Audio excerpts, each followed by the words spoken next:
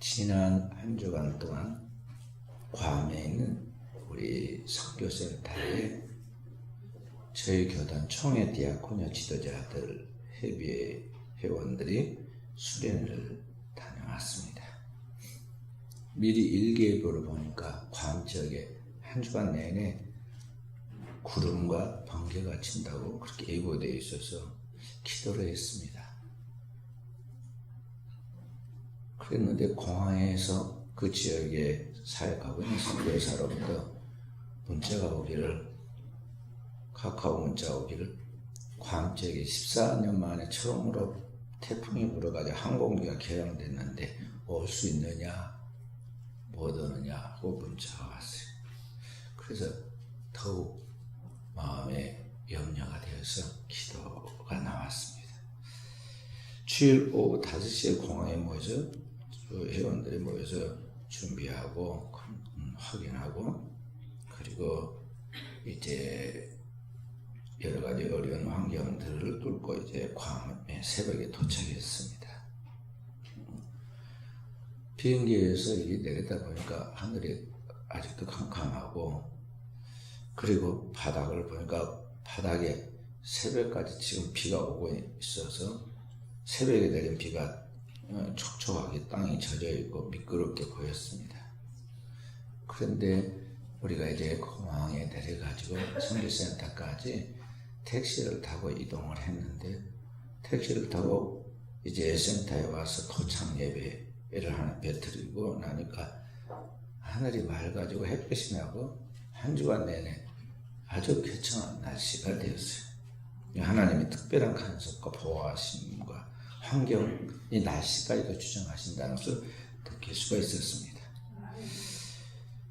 거기에 이제 모여서 우리 회원들이 그동안에 사역하는 그런 사역의 내용, 특히 이제 디아코니아라는 선교의 모임은 이 봉사하는 그런 총회 기부인데, 각각 지역에서 봉사하고 활동하는 그런 선교 보고를 하는데, 회원 중에 조기 은퇴하고 네팔에 가 선교하고 있던 이 권승일 목사님이 이제 이야기를 합니다. 힌두교가 국교인 이 네팔에서 이 신학교로서는 최초로 우리 한국의 신학교가 이제 한국 사람이 손으로 세운 신학교와 이제 그 권승일 목사님과 그의 동기들을 중심해서 장신대 84학번 중심의 그런 들이 모여가지고 그곳에 지금 신학교를 세워서 원주민들 중에서 목회해야 될 사람들을 지금 기르고 있다는 것입니다.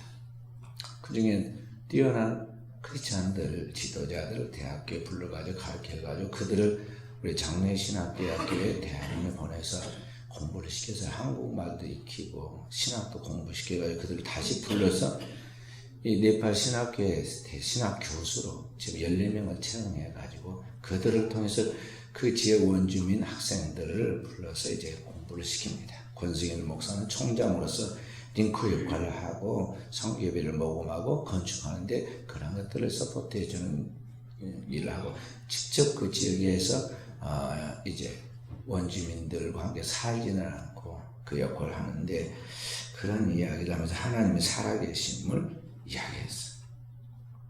그러면서 기도를 부탁했습니다. 선교가 돈으로 다 되는 것은 아니지만 돈 없이도 되는 것도 아니더라고 이야기하면서 하나님의 기적적인 도우심 속에서 지금 일을 하고 있노라고 이야기를 합니다. 이 괌이라는 이 섬은 우리나라의 거제도 정도밖에 안 되는 조그만 섬이고 인구 13만의 섬인데, 가보니까 한국 사람이 제일 많고 관광 온 사람들이 말이죠. 한국 사람들이 많고 그 다음 일본, 중국, 세계 각국에 온 사람들이 있는 것 같아요. 그쪽에 사는 원래 주민은 13만이라고 해요.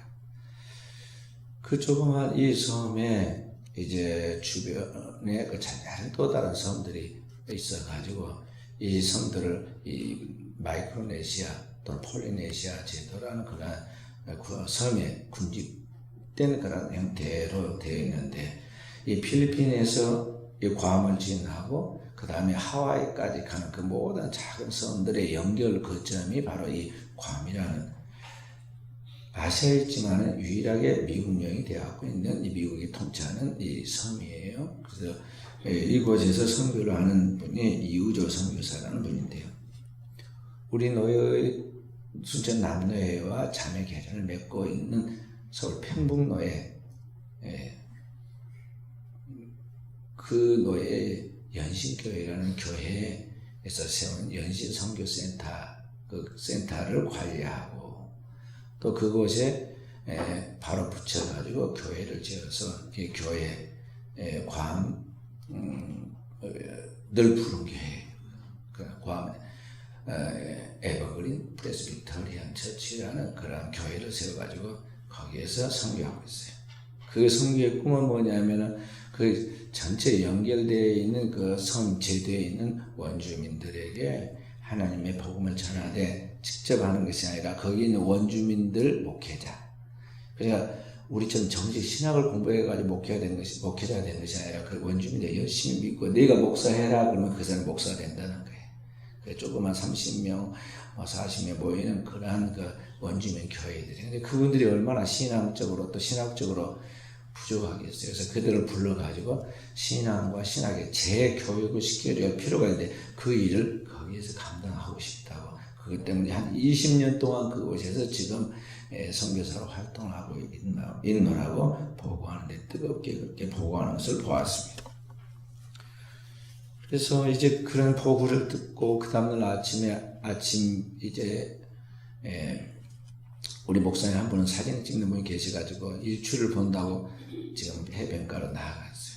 그리고 권승현 목사님, 저랑 또 다른 목사님이랑 이렇게 이제 그쪽으로 나갔는데 그게 일출을 보는 동쪽이 아니고 정반대쪽이더라고요. 그러니까 이게 해가 뜨긴 뜨는데 반대쪽에서 뜬데 어찌됐든 해변가를 그 모래를 걸으면서 이게 산호섬이기 때문에 괌의 산호로 솟아올라가지고 된 그 산호섬이기 때문에 이 해변의 모래들이 이 산호가 깨져가지고 모래가 되는 형태식으로 돼가지고 너무 가늘고 밟으면 돌처럼 딱딱해요. 해변의 그 모래들이. 그곳을 걸으면서 1시간 반 동안 이게 걷고 그 사역들을 제가 이야기하면서 마음속에 이 거룩한 부담을 가졌습니다. 왜냐하면 거기가 사실 관광지잖아요. 그리고 많이 관광을 가는 사람들 거의 한국 사람들 뿐인 것 같더라고요. 한국말을 어떻게 많이 하니까 여기 가도 저기 가도 한국 사람들 뿐인데 어찌됐든 거기에서 이제 선교를 하고 있는 분들도 또 세계 각국에 활동하고 있는 그런 우리 동역자들 가만히 보면서 그들이 나가서 이 교회 밖에 우리 한국 교회 밖에 구에서 주님의 지상 명령을 따라 땅 끝까지 복음을 전하는 그 지상 명령에 따라 나가서 일을 하는데 뭔가 이들에게 도움을 줘야 하는데 지금 내가 할 수 있는 것은 도대체 무엇일까?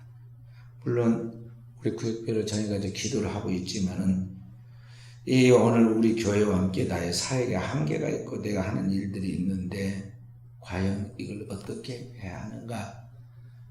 할 수 있다면 또 그 이들에게도 뭔가의 그런 힘이 되고 도움을 줘야 하는데 내가 어떻게 할 수 있는가? 하나님을 기대하면서 마음속에 계속 묻고 답하고 혼자 기도하고 있었어요. 그래서 오늘을 사는 우리 그리스도인으로서 여러분과 제가 그 밖에 나가서 활동하는 선교사들뿐만 아니라 또는 국내에서 목회를 하고 있는 목사들뿐만 아니라 모든 성도는 하나님 앞에서 다 부름받은 하나님의 택한 백성이면서 하나님의 일을 하도록 부름받은 왕같은 제사장들이고 하나님의 복음을 땅까지 전하도록 세움받은 선지자라는 것을 명심할 때 과연 우리가 곧 내가 뭘 어떻게 해야 하는가를 우리가 묻고 분명한 답을 찾고 나가야겠습니다. 그리고 그러한 것들은 혼자 힘으로는 부족하기 때문에 일정한 그런 기구가 필요한데 교회 공동체, 그리스도께서 피로 값주어서 그의 몸인 교회와 함께 그 공동체를 움직이는 게 가장 선하고 바른 방법이고 또 이제 그런 밖으로 나가서 일하는 그런 일들을 해 나갈 때는 혼자 힘으로는 너무나 역부족하기 때문에 이제 많은 교회들이 연합해가지고 하나의 큰 목적을 다시 다르게 말하자면 예를 들어서 이 네팔과 같은 나라를 선교할 때는 이 한 개 교회가 할 일이 아닙니다. 그래서 우리 이 장신대 출신의 교회들이 한 8, 90개가 지금 벌써 이미 연합을 해서 그 일을 하고 있는 걸로 보이던데 그런 것들을 통해서 해야만 하죠. 그 거룩한 부담을 갖고 돌아왔는데 그 다음날 아침에 우리 후배 여기서 공부를 하고 갔던 제자 목사님 한 분이 저를 만나겠다고 연락이 왔어요. 그래서 무슨 일이냐 뭐 만나서 할 이야기가 좀 있다.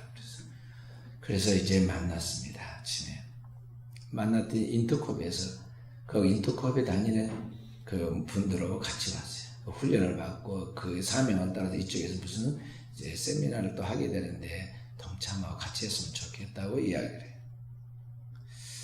그래서 제가 인터컵에 대해서도 이야기를 잘 알기 때문에 듣고 또 제가 잠깐 이야기도 했어요. 그래 인터컵에서 하는 이 선교는 대다수 이 단기 선교로서 평신도들이 하나님 앞에 구령의 열정을 가지고 복음을 전하는 열방에 땅끝까지 복음을 전하는 그 사명을 가지고 이제 거의 무계획적으로 투입되어 가지고 나가서 선교하는 그런 단체죠.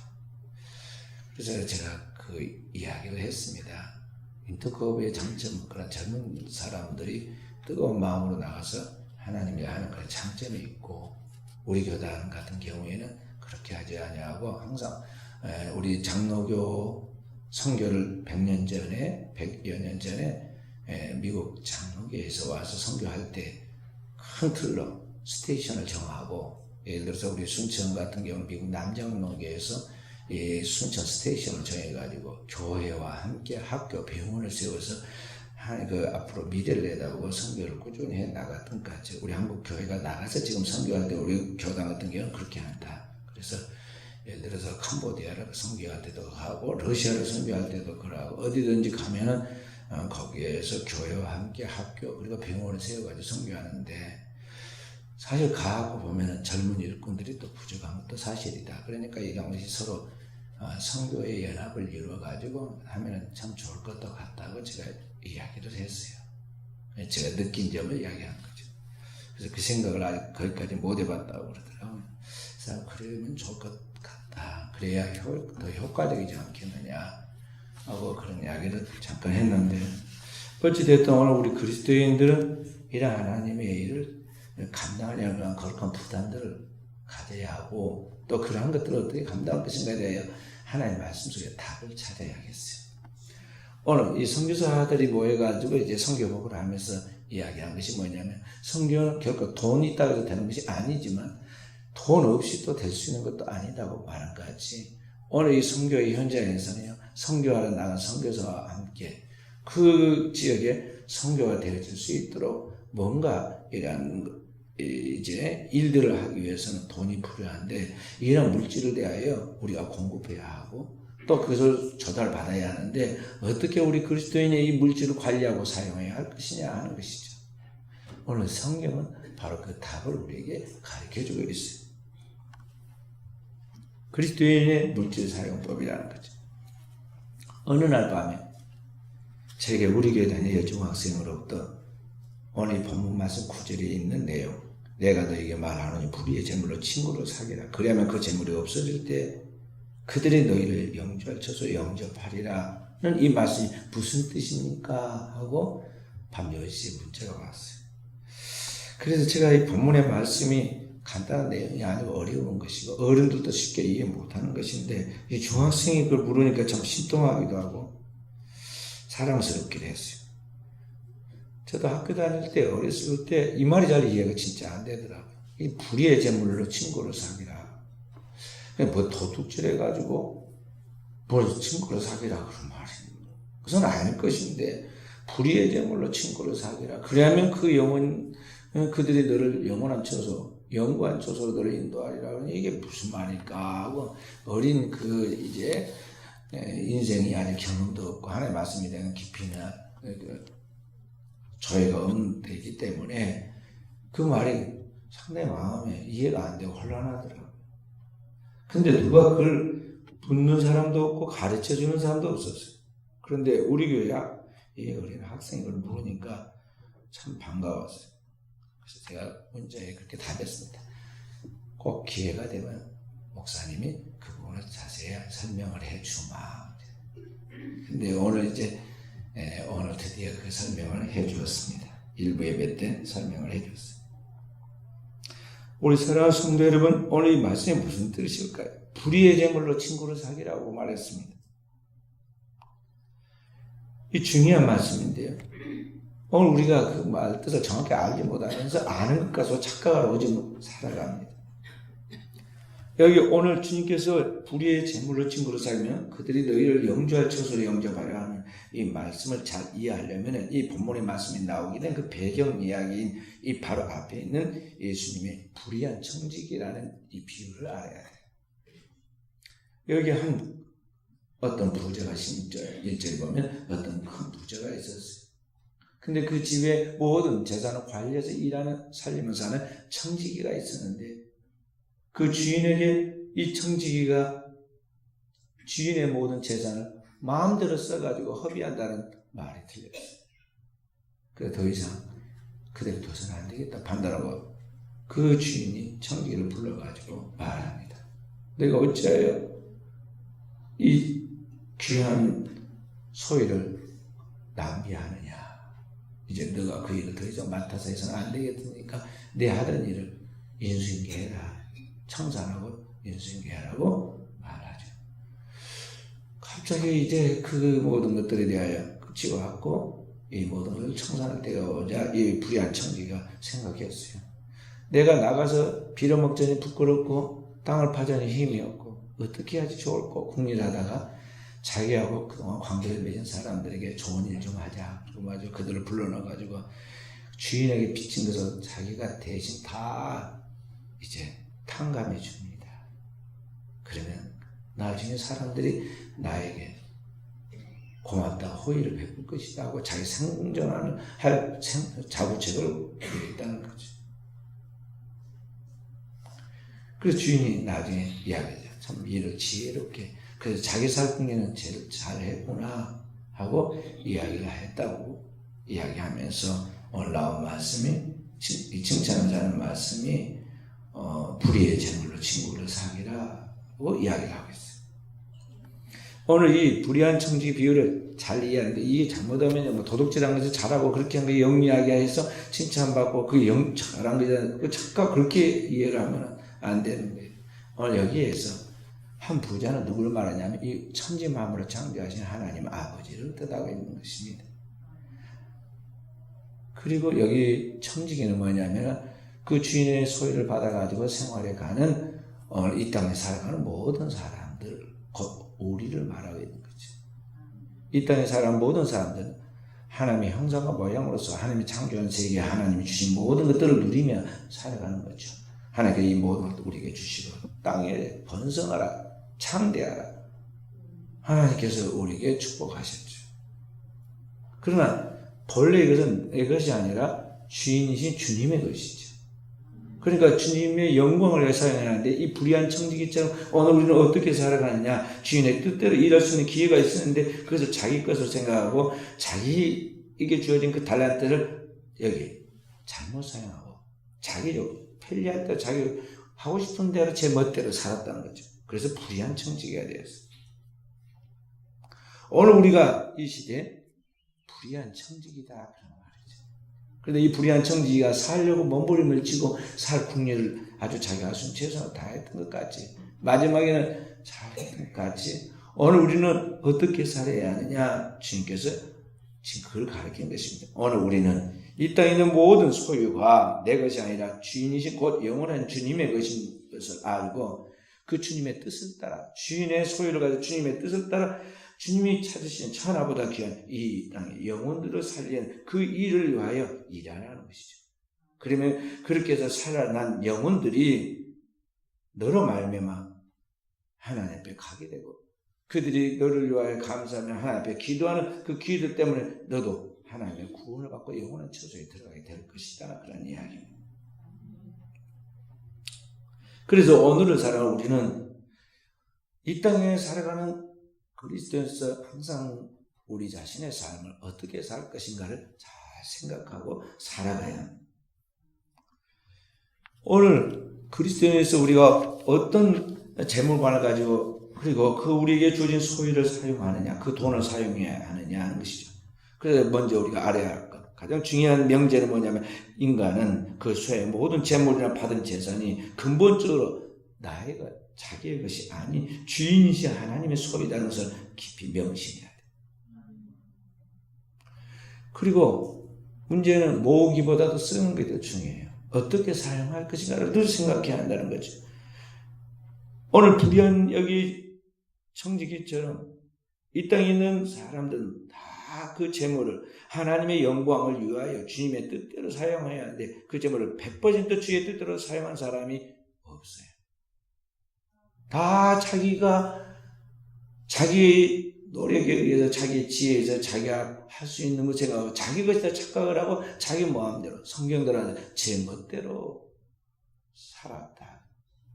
이사야서 3장 6절 보면 우리는 다 양 같아서 그렇게 행하여 각기 제 길로 갔거늘 원어 그대로 하면 제 멋대로 놀아놨다.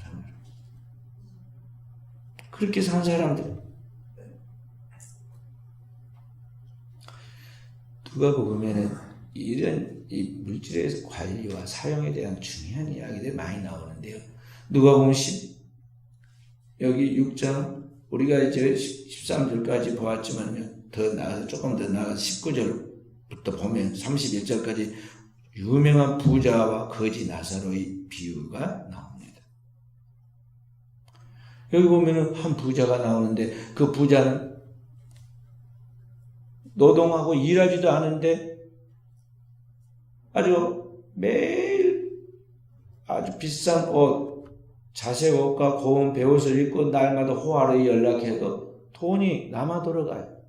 어떻게 그렇게 됐을까요? 노동의 대가로 통해서 부자가 된 것이 아니에요. 이 사람은 타고난 부자입니다. 성경에 말씀하기를 집과 재물은 조상에게서 상속되거니와 술기로 나느냐 여호와께로 말미암느니라 하고 말한 것 같이 대다수 큰 부자들은 노동해가지고 저축해서 된 게 아닙니다. 타고나는 게 부모의 재산을 받아서 후손들이 그렇게 되는 거죠. 우리나라에서도 보면은 그리고 유럽에서도 보면은 부모가 공작이거나 자작의 주위에 있는 사람들은 그 영지를 받아가지고 거기에서 난 소유로 엄청난 부귀 영화를 누리죠. 우리나라 일제시대 같은 그 어려운 때에도 큰 부자가 있었어요. 일제시대에 일본의 조력한 공로를 인정받아서 조선 총독부에서 자작자기를 받은 친일파 민영이라는 사람은요. 그 대가로 재산을 모았는데 그 당시 조선 최고의 땅 부자, 반도 유일의 부호라고 불렸어요. 너무 타고난 재산이 많아가지고 후손들이 그걸 누리고 있으니 그 국가가 보기가 싫다고 말이죠. 빼앗으려고 그 후손들의 재산을 토지 소유권을 놓고 고소를 했는데요. 다투다가 1심에서 패소했어요. 그러니까 오늘날 이 땅에 살아가는 사람들이 되게 보면 자기 자신이 원래 일하고 노력해서 노력한 만큼의 대가를 가지고 살아가는 게 아니라 대다수 많은 부를 소유한 사람들은 일정한 어떤 불이함이 있어요. 다른 사람의 소득이라든지 다른 사람이 가져가야 할 분별해야 할 것들을 그것을 빼앗아가는 그런 일정한 불의가 있다는 거죠. 불의한 청지기 이야기처럼 그런 것들이 있어요. 하나님은 인간에게 그리고 동물에게도 마찬가지고 하루하루 일용할 만큼의 양식만을 그렇게 소유하도록 정하시고 명령했어요. 그래서 우리에게 주기도문을 가르칠 때 오늘의 일용할 양식을 주옵시고 하고 기도를 하라고 그랬고 출애굽한 이스라엘 백성들에게 가나안 땅에 들어가는 40년 동안에도 매일 하나님께서 하늘에서 내린 만나를 먹고 생활하도록 했어요. 내일 것도 준비하지 말라고 그랬어요. 아침마다 일어나면 이슬 같은 것이 내렸는데 이 하얗고 가시 같은 이것이 뭔가 하고는 그것을 모아가지고 그것을 이제 볶으면 고소한 꿀바람 과자 같은 맛이 났는데 그걸 먹으면 영양이 돼가지고 이스라엘 백성들이 죽지 않고 살았어요. 밖에서 덜 거두어진 이것은 나중에 해가 뜨면 싹 사라지고 없어졌어요. 40년 동안 그게 뭔지를 몰랐어요. 그래서 그 이름을 뭐라고 불렀느냐면 만나 그랬어요. 만나. 히브리어 만이라는 말은 뭐냐면 What is this? 이것이 무엇이냐 그런 뜻이에요. 40일 동안 먹고도 뭔지 몰랐어요. 토요일 날 하나님이 2배를 줬어요. 평일보다 2배를 줬어요. 왜냐하면 안식일을 지켜라. 주일을 지켜서 그날을 거룩하게 하는데 노동하지 않고 주일을 온전히 지키도록 하기 위해서 하나님이 2배의 갑절을 줘가지고 그날만 거둬들인 것이 하루를 더 보관해도 썩지 않고 벌레가 생기지 않아서 살았고요. 다른 날은 만약에 많이 거둬가지고 모아놓으면 그 다음 날은 벌레가 생겨서 먹지 못하게 그렇게 되었어요. 하나님이 정하신 그렇다는 거죠. 본능을 따라서 사는 동물들은 어떻게 하느냐면요. 아무리 큰 사제가 물소를 잡았다 하더라도 그거 다 뜯어먹고 냉장고에 넣어놨다 그 다음날 먹는 거 아니에요. 사제가 배고프면 물소를 잡습니다. 물소 새끼를 잡아가지고 막 맛있는, 막 창자에 있는 배에 있는 쪽도 뜯어먹습니다. 다 뜯어먹고 배가 불러오면 딱 물러나서 저쪽에 가서 낮잠 자고 있으면 그 다음에 하이에나 떼가 와서 먹고 그리고 하이에나 떼가 지나가면 독수리들이 와가지고 막 쪼아먹고 그럽니다. 매일 그렇게 살아요. 사람이나 동물이나 하나님은 오늘의 일용할 양식을 먹고 내일은 내일 또 하나님이 주신다. 그러니 내일 준비하면서 부지런히 살아라. 그렇게 하셨지. 천년 만년 너 영원히 살도록 준비해가지고 저책에서 두면은 너는 그렇게 살게 해주겠다. 하나님 그렇게 정하지 않으셨다. 그런데 인간은 우리 스스로 지나친 생각과 욕망을 가지고 부에 대한 번민을 하죠. 나이가 지금 70이 되어간 사람들이 이제 다 살았는데 이제 제가 볼 때 말이죠. 그런데 우리 목회자들도 말이죠. 노후에 어떻게 살 것인가. 아니 지금 이미 노후가 됐는데 뭔 또 노후. 삶을 얼마나 산다고 말이죠. 주님 앞에 어떻게 갈 준비를 해야겠는데 내가 지금 어떤 준비가 되었는가. 하나님 앞에 자신을 지금 성취하려고 갈 준비하는 이 영혼의 자기 관리가 지금 더 급한 것 같은데 엉뚱한 생각을 지금 하고 있다는 거죠. 은퇴하고 나서 물론 뭐 또 그 생활하는 게 사실 뭐 필요합니다. 그 준비는 해야죠.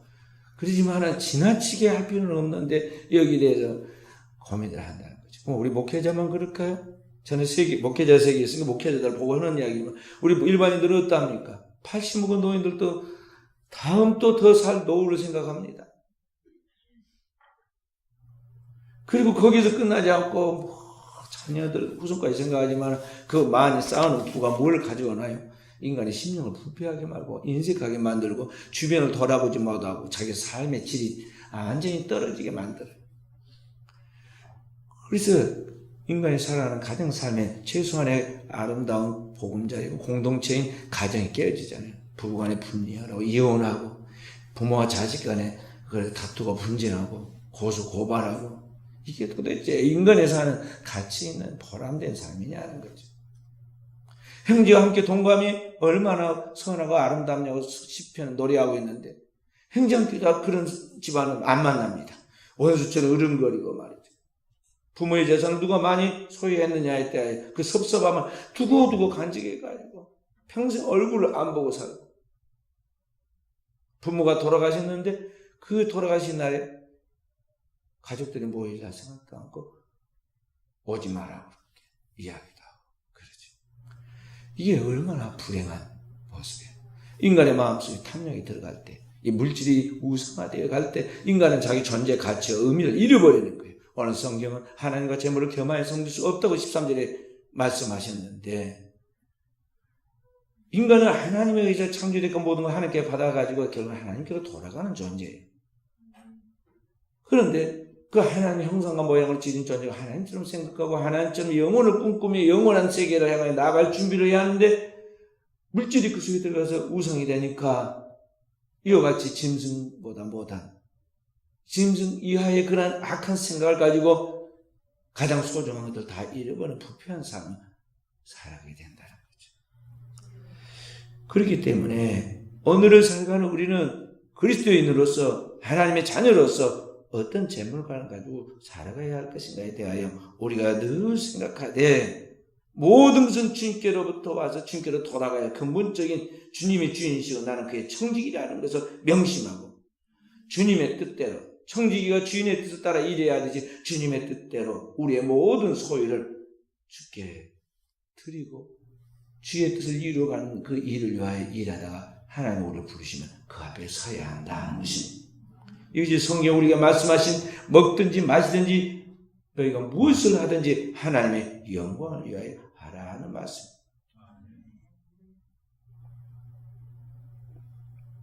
그런 의미에서 오늘 우리는 불의한 청지기처럼 우리의 삶이 불의한 청지기적 삶이었음을 회개하고 우리의 삶은 날마다 하나님 앞에 회개하면서 바로잡아야 돼.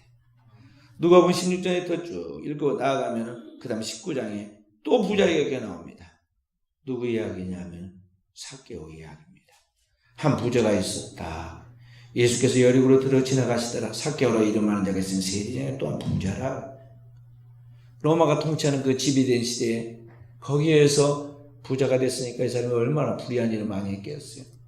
남의 것을 착취하고 세금 중에 자기 몫을 더 떼어가지고 다른 사람에게 착취한 사람이에요. 큰 부자였어요. 그가 모은 재산은 불의한 재물이죠. 그런데 그가 예수님을 만납니다. 뽕나무 위에서 주님을 바라보다가 주님을 만나죠. 그리고 주님을 만나니 회개가 되었어요. 그리고 회개하여 합당한 열매를 즉시 맺습니다. 그리고 주님께 칭찬받죠. 삭개오가 서서 주께 여짜오되 주여 보시옵소서. 내 소유의 절반을 가난한 자들에게 주겠사오며 만일 누구의 것을 속에 빼앗은 일이 있으면 내 값전을 갚겠나이다. 예수께서 이르시되 오늘 구원이 이 집에 이르렀으니 이 사람도 아브라함의 자손이미로다. 인자의 온 것은 잃어버린 자를 찾아 구원하려 함이라 그랬어요. 삭개오가 주님을 만나고 빛이 비치니까 투영하게 자기의 모습이 어둠에 발견되었습니다. 그래서 즉시 그가 그 앞에 꼬꾸라져서 회개했습니다. 그리고 자기의 작은 것을 토해냈는데 즉시 자기의 소유의 절반을 떼어서 가난한 자들에게 나눠줬습니다. 남아있는 재산은 어떻게 하느냐? 자기가 그동안 다른 사람에서 빼앗거나 다른 사람을 속여 취한 것이 있으면 4배나 갚겠나이다. 이 성경 구약의 율법에는 뭐라고 하냐면 남에게서 도적질을 했으면 그것을 변상할 때 5분의 1을 더해서 보내라고. 5분의 1를 더하면 20%로 주는 거니까 굉장히 많이 주는 거예요. 그렇게 해서 갚으라고 했어요. 그런데 이 사람은 어떻게 했냐면 최고의 배상법을 썼어요. 거기에서 400%를 준다는 거죠. 자기가 그렇게 잘못한 것들이 다 깨달아지고 알아졌을 때 거기서 400%인 거죠. 준다는 거죠. 그동안 삭개오 욕 많이 한 사람들 나중에 그걸 배상받았을 때 뭐라고 그랬을까요? 엄청나게 큰 보험 하나 잘 들었는데 축복받았다 그렇게 생각할 거 아니에요. 그리고 삭개오를 어떻게 생각했을까요? 삭개오는 틀림없이 거지 됐어요. 재산 절반 떼어받쳤죠. 나눠줬죠. 남아있는 재산 4배씩 나눠줬으니까 자기 거 뭐가 있겠어요. 그게 거지 됐다고. 거지 됐어도 사람들은 삭개오를 사랑했었다. 삭개오를 인정하게 되었죠.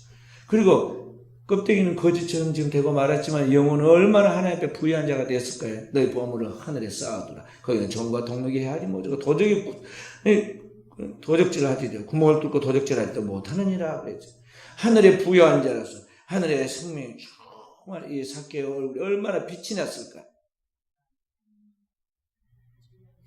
불의한 재물이었지만 이것을 회개하고 영혼을 살리고 구원하는 하나님께서 사용했을 때 하나님께서 그를 인정하시고 그를 용서하시고 그를 축복하시죠. 이도 아브라함의 자손입니다. 주님이 직접 인정한 하나님 앞에서 믿음의 거룩한 족보의 혈통에 오른 아브라함의 자손이 됐어요. 아브라함 품에 앉은 거지 나사로 이야기 있잖아요. 16장에 19장에 아브라함의 자손이 된 부자. 여기 삭개오 이야기가 실화이잖아요. 실화가 나오죠. 주님이 말씀하기를 부자가 천국에 들어가기는 마치 낙타가 바늘 끼고 들어간 것이 어렵다고 그랬는데 여기 성경에 보면 부자 많이 나와요. 사람은 할 수 없지만 하나님은 할 수 있느니라. 하나님 말씀을 따라 그 믿음으로 나아가는 종들에게 성령으로 말미암아 이러한 구원의 역사가 이루어진다는 것이죠. 그래서 오늘을 사는 우리가 세상을 살아갈 때 그리스도인다운 존재의 방식을 따라 살아가야 하는데 오늘 우리는 이 땅의 가치관을 따라서 많은 물질을 소유하면 그것이 인간의 삶을 행복하게 만들 것이 아니라 잘못된 픽션, 마귀가 주는 잘못된 환상에 속아서는 안 되고요. 성경이 우리에게 계시하는 하나님의 진리의 가르침을 따라서 살아야 돼요. 그건 무엇이냐면 오늘 우리가 땅에 있는 모든 소유는 주님의 것이고 주님의 영광을 사용하도록 나에게 맡긴 나는 주님의 청직이라는 것. 그리고 주님께서 내게 그런 환경과 기회와 조건을 주면 거기에 즉각적 반응을 통해서 하나님의 열매를 맺는 지혜로운 사람이 되라는 것이죠. 에릭 프롬이라는 사람이 쓴 To Have or To Be라는 책이 있어요. 소유냐 존재냐 시중에 가면 그렇게 번역되어 나온 책인데요. 인간의 진정한 행복은 망으로 소유함이 있는 것이 아니라 그가 어떻게 살 것인가에 대해 삶의 가치를 쫓아서 의미 있게 살아갈 때 그 인생이 행복해진다는 그런 내용의 책이에요. 사람들은 행복을 꿈꾸지만 어떻게 행복하는 걸 잘 모릅니다. 성경이 그 답을 이야기하고 있어요. 자본주의 사회에서는 많은 물질이 있으면 인간은 그것이 행복해질 거 생각해서 앞도 뒤도 생각 안 씁니다. 심지어 부모 것을 빼앗거나 도둑질해서라도 자기의 부를 소유하려고 하죠. 그러나 버림으로써 더 얻는 것이 있어요. 우리가 놓음으로써 더 채워진 게 있다는 것이죠. 우리는 늘 빈손으로 와서 빈손으로 돌아갈 인생이라는 걸 기억해야 돼요. 인간은 흙으로 지음받았고 하나님 그 코에 생기를 불어서 살아서 사람이지만 하나님의 형상과 모양처럼 살아가고 있지만 언제든지 그 코에서 생기를 빼앗아 가면 우리는 내 생명을 반납하고 이 육체는 흙이 되어서 땅에 돌아가고 마는 존재예요. 살아 숨쉬는 동안에 내 인생의 한때를 어떻게 살 것인가를 항상 그리스도인은 생각하는데 성경이 그것을 가르쳐주고 있다는 것이죠. 이 땅에 내 것은 아무것도 없어요. 우리 주님의 은혜로 살아가는 존재들입니다. 그렇기 때문에 주님의 영광을 위하여 살 것을 늘 생각하고 구체적으로 어떻게 살 것인가 하는 것을 자기가 해결할 자기의 몫이에요. 누가 해결해 주는 게 아니에요. 성도가 하나님의 교회에 와서 신앙생활하면서 헌금을 합니다. 헌금을 하는데 때로는 헌금 때문에 시험에 들어요. 시험에 들어요. 그래서 제가 42년 목회하는 동안에 한 번도 건축하거나 뭐 할 때 내가 작정헌금을 안 시켰어요. 그래도 시험 든 사람이 있어요. 마음에 시험이 든 사람이 있다. 이 자기가 번 돈을 하나님 앞에 이게 내놓는다고 헌금할 때 그 진짜 하나님 앞에 믿음으로 하나님의 말씀에 근거를 가지고 봉헌을 하면은 시험에 들 일이 없고 받은 은혜를 주께 되돌릴 뿐입니다. 다윗처럼 그렇게 즐거이 자원하는 심령으로 드리고 그렇게 나아가면은 복이 되겠지만 그런 믿음의 베이스가 깔리지 않은 채 마치 내 것을 거기다 이렇게 헌금한 것을 빼앗기는 것 같이 그렇게 생각이 드는 순간 마귀의 시험에 든다는 것이죠. 사도행전 5장에 보면은 아나니아와 삽비라 부부 이야기가 나옵니다.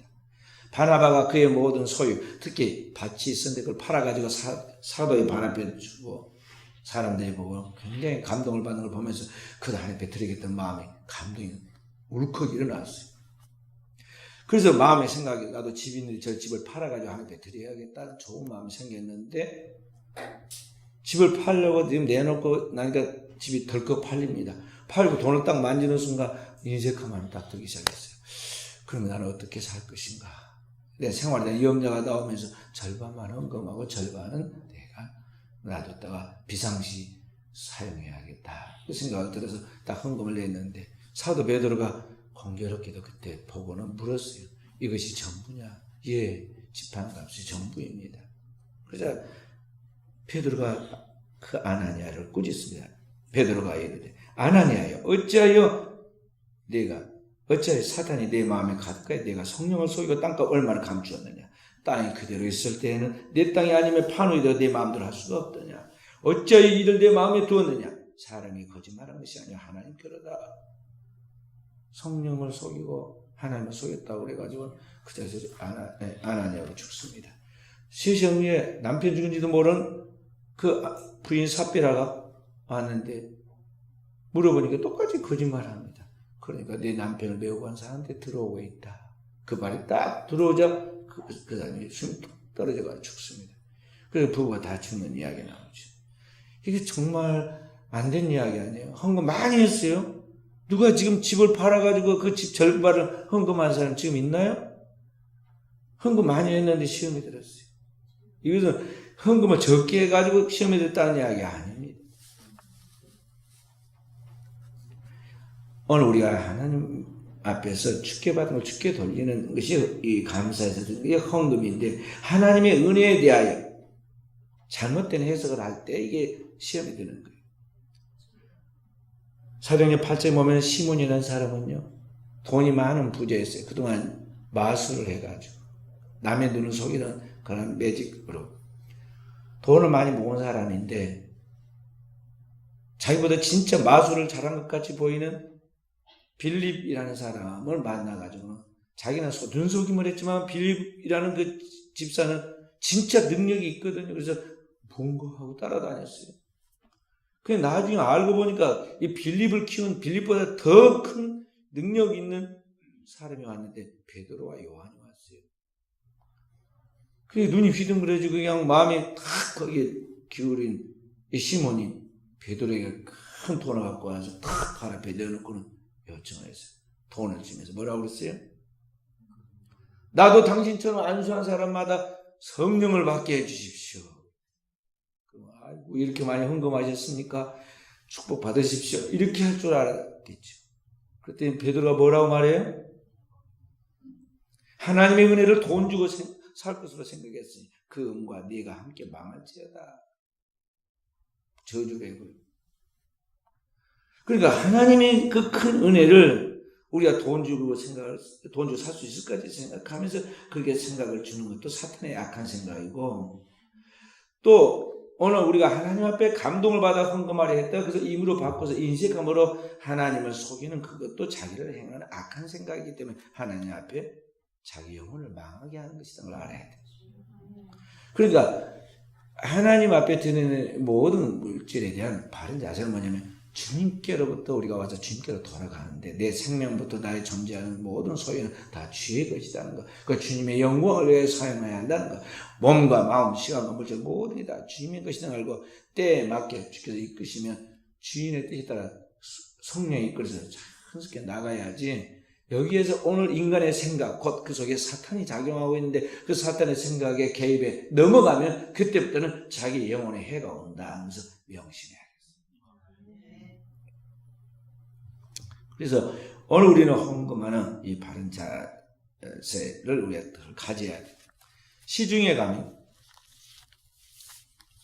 또는 인터넷 같은 데서도 그렇고 어디 세미나 같은 데 나오는 재정 축복을 받는 방법. 재정 축복이라는 말이 무슨 세미나에 하기도 하고 책으로 나와 있기도 하는데요. 제가 읽어보지도 않고 가지도 않았습니다. 그런 것을 하고 다닌다는 이야기 제가 듣긴 했는데, 그 완전히 비성경적이고 비신학적인 이야기예요. 성경에 그런 거 나오지 않았어요. 성경이 바른 신앙에 대한 그리스도인의 물질과 주님이 성경을 통해 가르치면서 아주 순수하고 어린아이들도 이해할 수 있는 단순한 거예요. 무슨 원리가 있고 무슨 거기에 뭔 비법이 있는 게 아닙니다. 아무리 성경 구절을 대고 그럴듯하게 이야기해도 그거 아니에요. 오늘 바른 그리스도인의 재물관은 뭐냐면, 모든 것은 하나님이 창조하신 천지 만물은 하나님의 것이고, 오늘 우리는 그 하나님 아버지께서 그 아들 예수 그리스도의 피로 구속하여 하나님의 자녀로 만들어준 하나님의 자녀이고, 그렇기 때문에 우리가 하나님의 자녀로서 하나님 아버지의 그 계명을 따라 주님을 사랑하고 살면 주님께서 우리에게 축복을 자연스럽게 주신다는 거예요.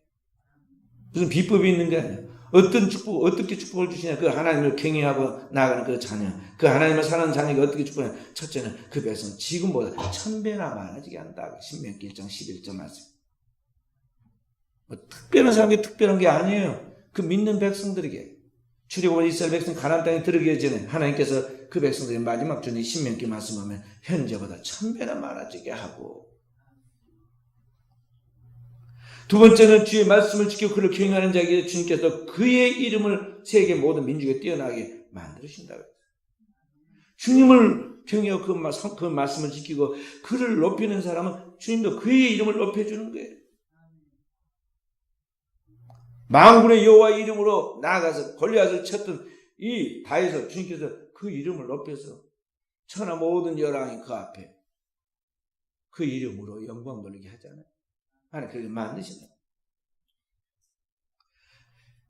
그리고 주님께서 그의 후손들을 들어오며 나가며 복을 받게 만들되 꼴이 되지 않고 머리 되게 축복해 주신다. 영원히 축복해 주신다. 신명기 28장 1절부터 14절의 말씀. 그리고 네 번째로 그를 믿고 그의 목숨을 바치는 사람에게는 현재보다는 100배나 많은 축복을 현세에 받게 하고 내세 천국의 영원한 영생을 얻는다고 말씀했어요. 마가복음 10장 29절부터 3절 말씀.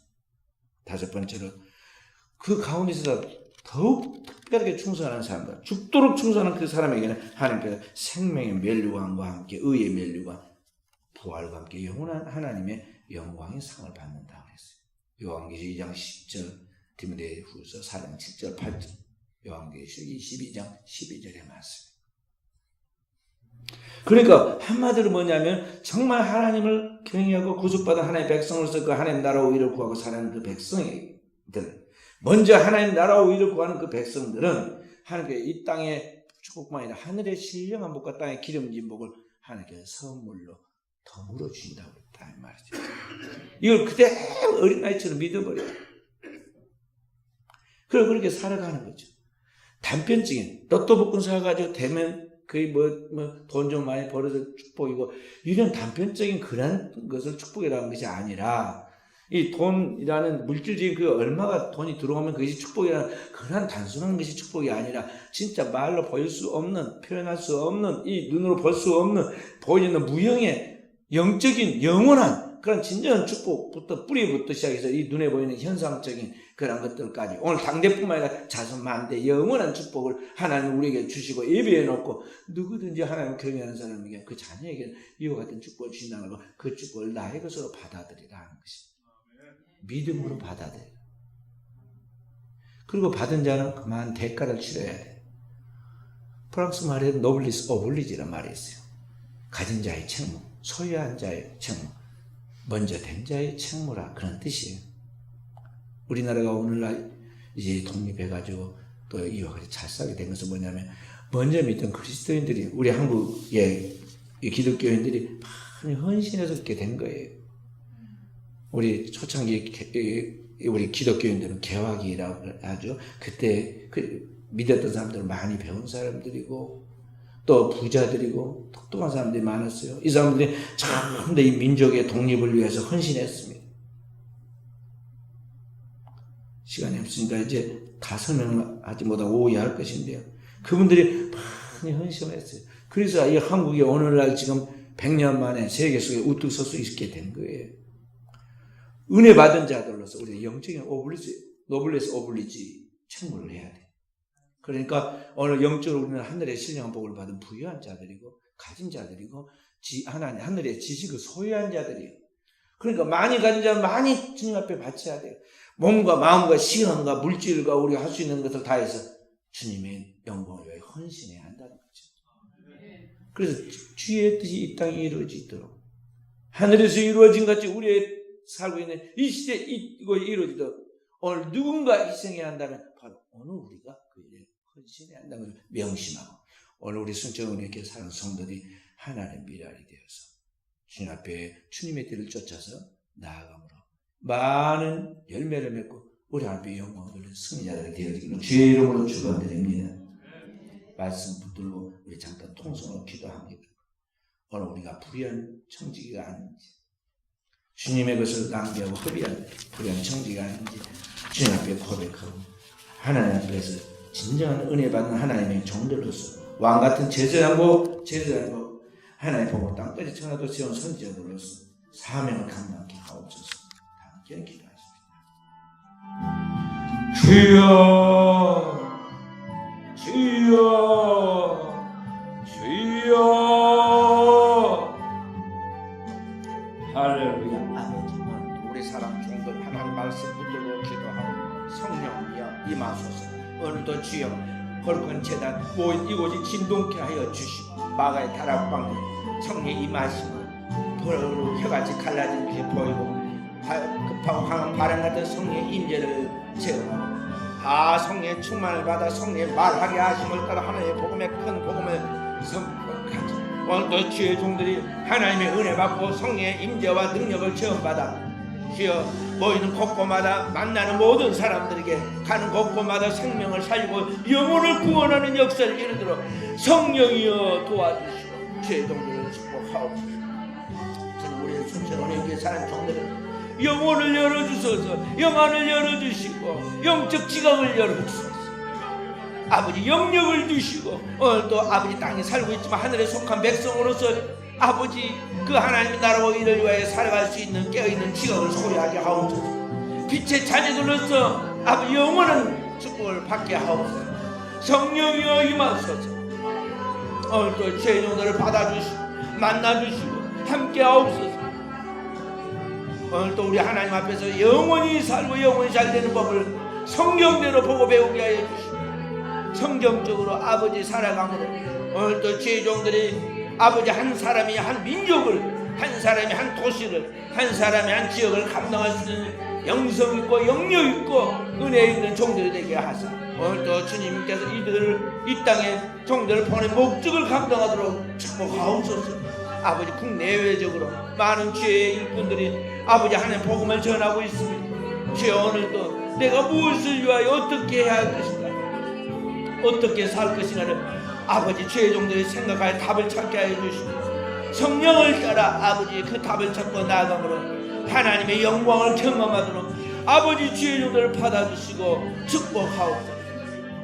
아버지 주의 종들 병든 자가 있습니다. 아버지 그 병에서 놓여 건강하게 하여 주시고 아버지 삶에 눌려있는 억압받는 종들이 있습니까? 주여 그 모든 문제로부터 풀어 자유함을 주시고 주님 가로막혀있는 장벽으로 신음하는 백성들이 있습니다.